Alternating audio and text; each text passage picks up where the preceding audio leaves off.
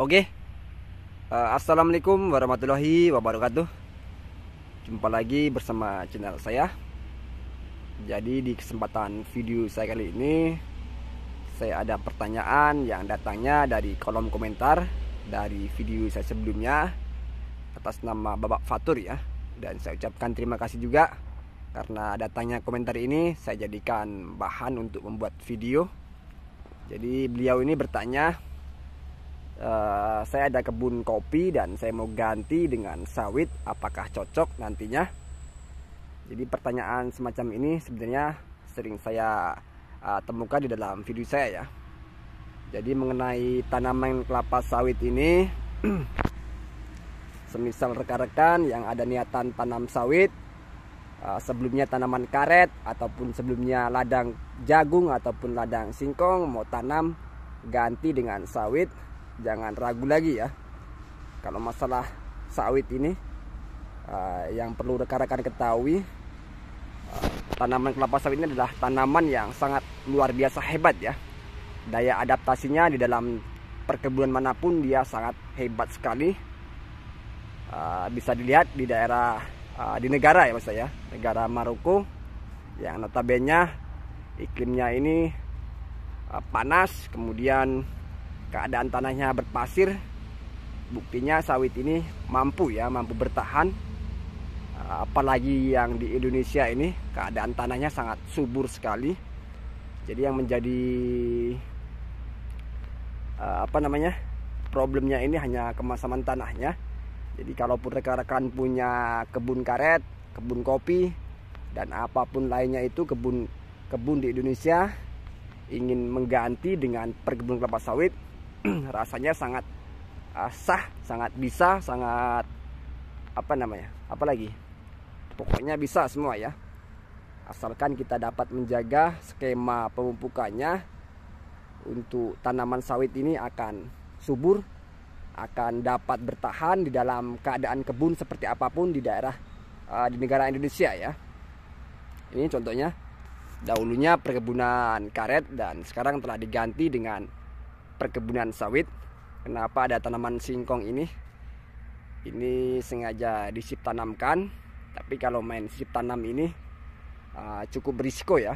Kita harus mengetahui benar untuk ilmu sip tanam ini. Sebenarnya untuk sip tanam ini, sip tanam yang baik ini adalah tanaman palawija ya, seperti sayur-sayuran, kemudian cabai, kemudian kacang-kacangan. Kalau tanaman yang untuk hasil panennya tahunan ini kurang rekomendasi. Jadi kalau untuk sip tanam ini rekan-rekan sesuaikan saja.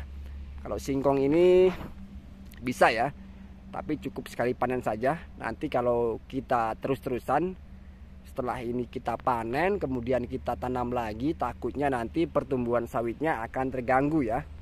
Karena mengingat fotosintesis dari sinar matahari tentunya akan terhalang dari singkong-singkong ini ya. Nah ini, jadi langkah-langkah yang perlu dilakukan ketika kita punya kebun.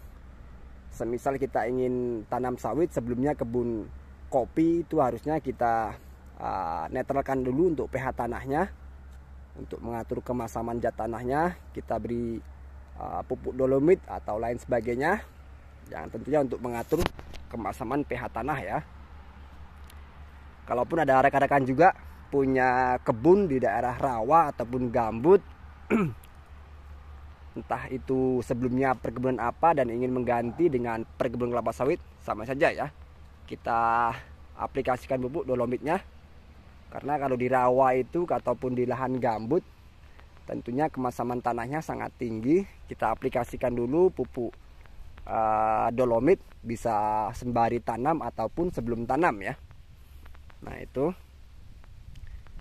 Jadi kalau masalah beratnya ini di lahan rawa ataupun gambut ini, air ya, rekan-rekan harus perhatikan untuk drainase airnya, galiannya perlu diperhatikan. Karena walaupun sawit ini sejatinya sangat membutuhkan banyak sekali air, tapi tidak boleh sampai mengenai dari pokok-pokok sawitnya ya.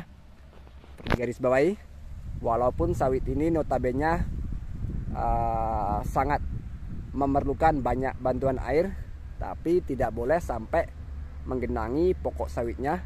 Nanti yang ada sawitnya akan stres. Jika terlalu lama sampai berbulan-bulan akan mati ya. Itu untuk di lahan rawa ataupun gambut. Nah itu. Jadi untuk rekan-rekan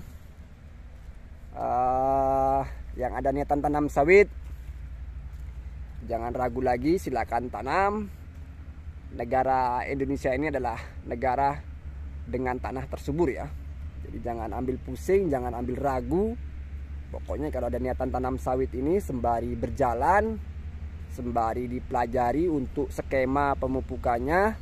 Mudah-mudahan kalau kita udah paham tentang pemupukannya, nanti sawitnya akan top, akan subur, akan jos ya.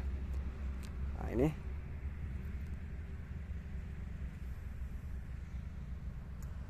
Jadi kalaupun rekan-rekan kurang paham dari video saya ini, silahkan tulis di kolom komentar. Mari kita pecahkan bersama-sama. Kalaupun tidak saya yang menjawab, nanti ada rekan-rekan lain yang memiliki pengetahuan di dalam dunia perkebunan kelapa sawit, mudah-mudahan akan ikut membantu menjawab dari permasalahan rekan-rekan ya.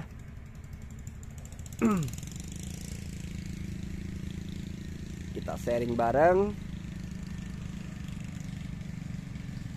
Jadi yang paling banyak sekali ini biasanya perkebunan karet seperti ini ya, diganti dengan sawit. Dan tentunya untuk sejauh ini, untuk performa kebun sawitnya baik-baik saja, oke. Dan seperti ini, dahulunya juga perkebunan karet diganti dengan sawit, masih ada tungkulnya.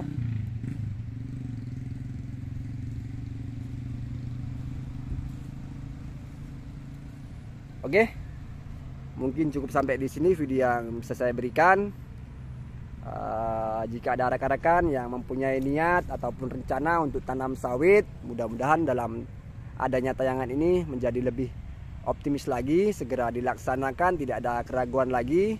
Saya doakan semua lancar. Dan kemudian untuk rekan-rekan yang sudah tanam sawit, mudah-mudahan sawitnya subur, terhindar dari segala jenis hama, dan nanti hasil panennya bisa selalu melimpah ya.